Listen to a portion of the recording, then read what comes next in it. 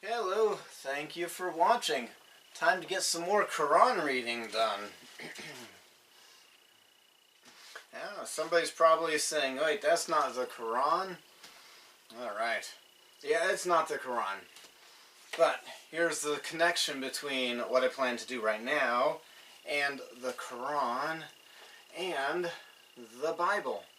The Injil and the Torah. The last time I read the Quran, I read Surah 26, Ashura, which claimed that, Ayah 196, if you want to look it up, claimed that the Quran was prophesied of in the Injil and Torah. It says, not that the Quran was prophesied of in the originals that have been corrupted, it says in the current one, well, the current at the time the Quran came out. And we have manuscripts that confirm that the Bible we have now was the one that was available back then. See, nowhere in the Quran does the Quran tell us that the Bible was corrupted. And so those of you who know me personally, outside of my YouTube presence, that one that we know with the shaved head and the beard, maybe he's not really a Muslim, and we shouldn't call him a Muslim since he contradicts the Quran in that way.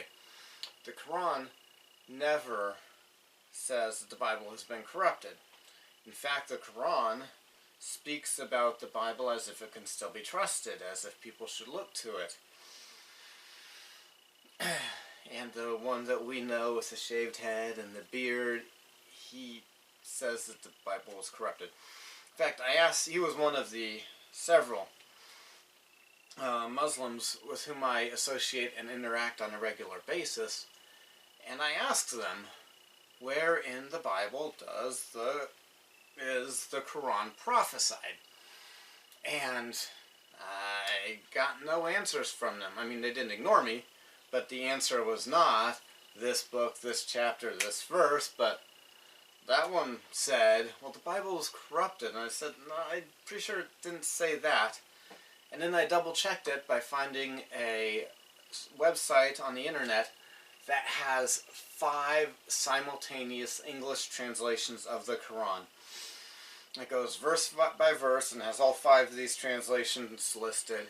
And that website, all 5 of the translations for the surah in question and the ayah in question said the same thing.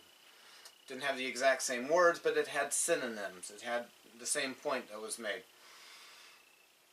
I did find a website that did make a claim about one chapter that has the Quran prophesied in it. So let's dig in. I'm not going to read every verse in this chapter. I'm going to read the ones that pertain to prophecies about a new prophet or a new book. Let's see. Woe to Ariel, the city where David dwelt. Add ye year to year. Let them kill sacrifices. Yet I will distress Ariel, and there shall be heaviness and sorrow, and it shall be unto me as Ariel. And I will camp against thee round about, and will lay siege against thee with a mount, and I will raise forts against thee. And thou shalt be brought down, and shalt speak out of the ground, and thy speech shall be low out of the dust. And thy voice shall be as one that hath a familiar spirit out of the ground, and thy speech shall whisper out of the dust. Moreover, the multitude of thy strangers shall be like small dust, and the multitude of the terrible ones shall be as chaff that passeth away. Yea, it shall be at an instant suddenly, and thou shalt be visited of the Lord of hosts with thunder, and with earthquake, and great noise, with storm and tempest, and the flame of the devouring fire. Alright, so there's a prophecy there.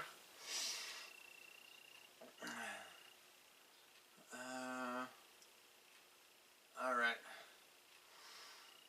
And let's read some more and we'll talk more about it. Skipping ahead to verse 10. Verse 11. And the vision of all is become unto you as the words of a book that is sealed, which men deliver to one that is learned, saying, Read this, I pray thee. And he saith, I cannot, for it is sealed. And the book is delivered to him that is not learned, saying, Read this, I pray thee. And he saith, I am not learned. Wherefore the Lord said, Forasmuch as this people draw near me with their mouth, and with their lips do honor me, but have removed their heart far from me, and their fear towards me is taught by the precept of men. Therefore, behold, I will proceed to do a marvelous work among this people, even a marvelous work and a wonder, for the wisdom of their wise men shall perish, and the understanding of their prudent shall be hid.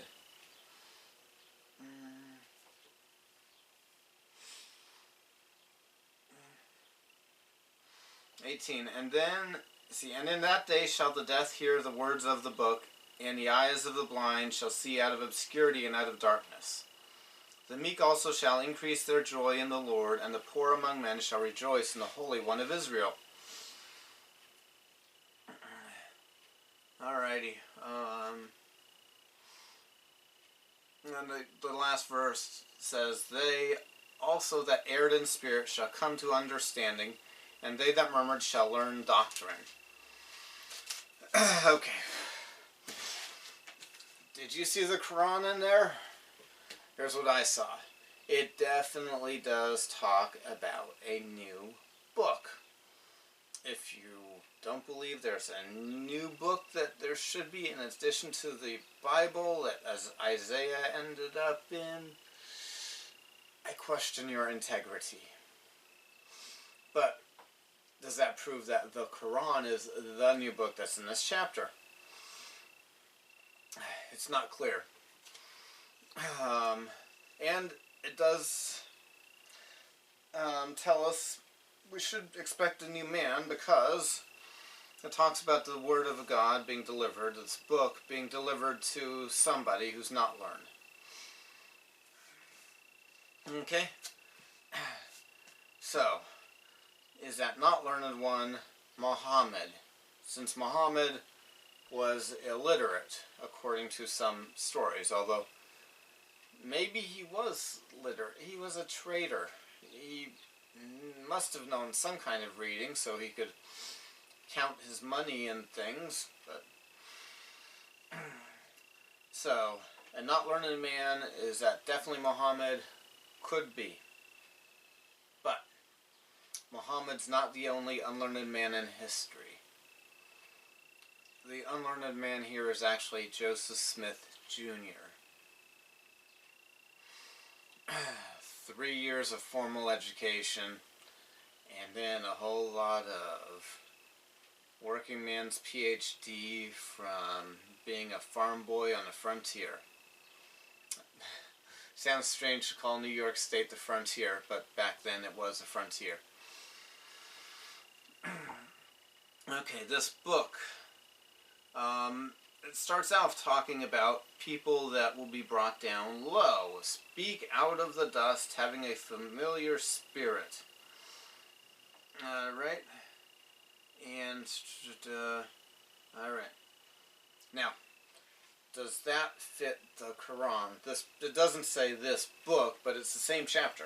And it's talking about a people who have been defeated. They are camped against. Does the Quran fit that description? No. To the best of my knowledge, Arabia had not been conquered, and then a book come out from this conquered people or destroyed people. It says out of the dust, out of the ground, of speech coming out of the ground. Speech and books both are information. It's a way to get a message to people, get information to people. So we should expect a book based on this chapter to come from a conquered or extinct civilization. Because a conquered or extinct civilization would be buried in the ground. Perhaps the bones buried, the bodies buried when the conquering happens, or by the survivors of massacres, or by those who take over, or maybe a civilization being destroyed and built on top of. Or an extinct civilization, because if you die, your bones do rot, and the brass and things will tend to grow over them, and the bones could work their way into a shallow level of the ground by that.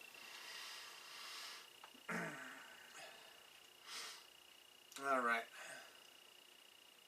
And let's see, so draw near me with your lips. And what else can we learn about this? Well, it has a familiar spirit. It says, what would that mean? That must mean there are some similarities between something familiar, something that the people already know and have, and this new book. There must be some similarities there. And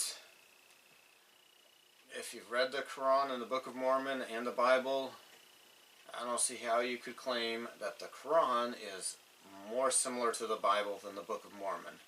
I've read parts from the Book of Mormon to people who thought I was reading the Bible because they are so very similar. They work together. They're a great team. The Quran and the Bible do not work together. They are not a great team.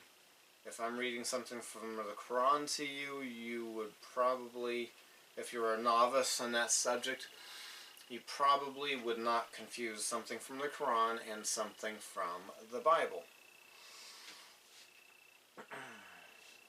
This book, it is given to a learned man who says he can't read it.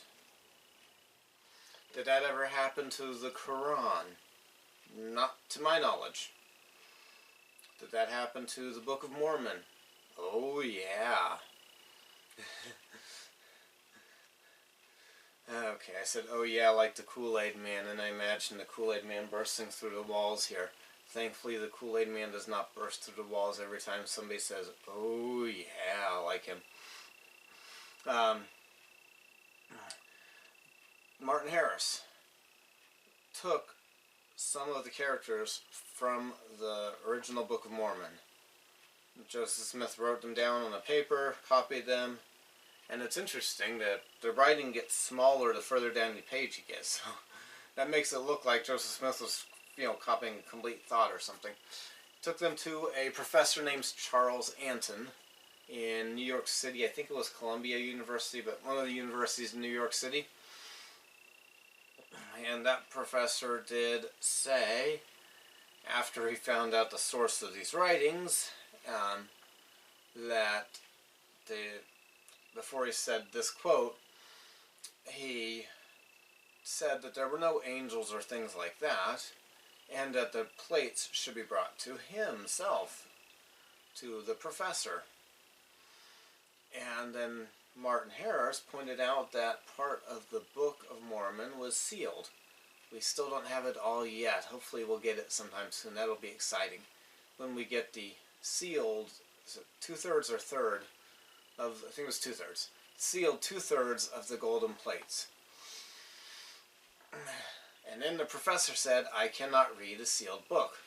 This professor fulfilled the prophecy of Isaiah more than 2,000, approximately 2,500 years after Isaiah wrote it. So, thank you for watching. You have a good day, and to learn about a religion, read their books. Don't just listen to apologists or antagonists of such religions. If you want to know what the Sikh believe, get a hold of their book. Guru Granth Sahib. I'm sorry, I forgot the name of it already, but there's a book that's the Sikh scriptures.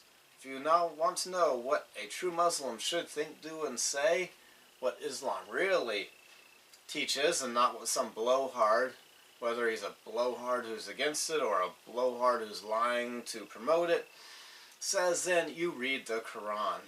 If you want to learn about the Church of Jesus Christ of Latter-day Saints, you do not read Mormon doctrine, because that was never an official publication of the church or official Mormon doctrine. It was a tricky name choice by the author and publisher to help the book sell. Do not read the Journal of Discourses, because while they quote Brigham Young,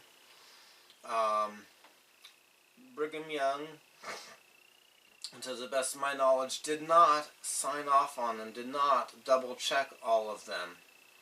The King Follett Discourse given by Joseph Smith was more than an hour long, wasn't it 2 or 3 hours long? And all the notes that we can find about what he said do not take up that much time to say. And Joseph Smith, to the best of my knowledge, never double-checked anyone's notes about what he said and said, yeah, that's what I was saying. So we're not sure he got quoted accurately in the King Follett Discourse. But the Book of Mormon and the Bible and the Doctrine and Covenants of the Church of Jesus Christ of Latter-day Saints and the Pearl of Great Price are the scriptures of the Church of Jesus Christ of Latter-day Saints, and that's where you should go to learn what the Church of Jesus Christ of Latter-day Saints believes. You have a good day.